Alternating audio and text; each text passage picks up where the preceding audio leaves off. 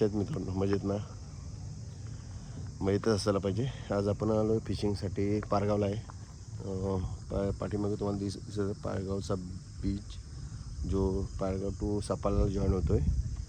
आणि इथं आपण आता एक सेटअप केलेला आहे हा लाईव्ह बेडचा, आणि थोडी आपण कास्टिंग पण करणार आहे. बघूया आज काय भेटते ते तुम्हाला दाखवतो. खूप दिवसानंतर जवळजवळ आज 2 महिने झाले व्हिडिओ वगैरे काहीच नाही केला, कारण त्याचं रिझन थोडं वेगळं होतं. बघूया आज खूप दिवसातून आलं, आज काय भेटतं आहे का बघूया. जसं भेटेल तसं तुम्हाला दाखवतो. आल्याला तर मग थोडे बोई मासे वगैरे दिसले होते इकडनं, म्हणजे फिरताना अजूनपर्यंत आहे समजा. ठीक आहे, चला तर पाहूया आता पुढे आपल्याला अजून काय भेटते ते. सेटअप तर आहे आपल्याकडे तयार, आणि माझा आवडता हा लूर आहे, रेड अँड व्हाईट. याला म्हणजे 100% कॅच होतो नव्हतो. बघूया आज काय कॅच होते ते. मित्रांनो पाहू शकता, आपल्याला एक छोटीशी कॅच झालेली आहे. चला, आल्याला चांगली सुरुवात झालेली आहे. थोडं बरं वाटलं. चला काहीतरी अजून तिकडे एक टाकला लाईव्ह बेट, आणि हा एक आहे.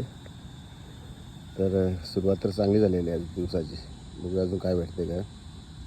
मित्रांनो भरपूर वेळ झाला, अजूनपर्यंत सकाळी काच झाली तेवढीच एक छोटीशी भेटली, तेवढीच. त्यानंतर काय भेटलं. व्हिडिओ कंटिन्यू बघत राहा. याच्यात मी 1-2 ब्रिजवरून एक ड्रोनचे शॉट घेतलेत. तर बघा, आवडले तर लाईक करा नक्कीच. 1-2-3 शॉट आहेत याचे ड्रोनचे, तुम्ही बघा, जरा आवडले तर सांगा. चला मित्रांनो, सर्व आटपून तिकडनं निघलो होता. काय भेटले नाही.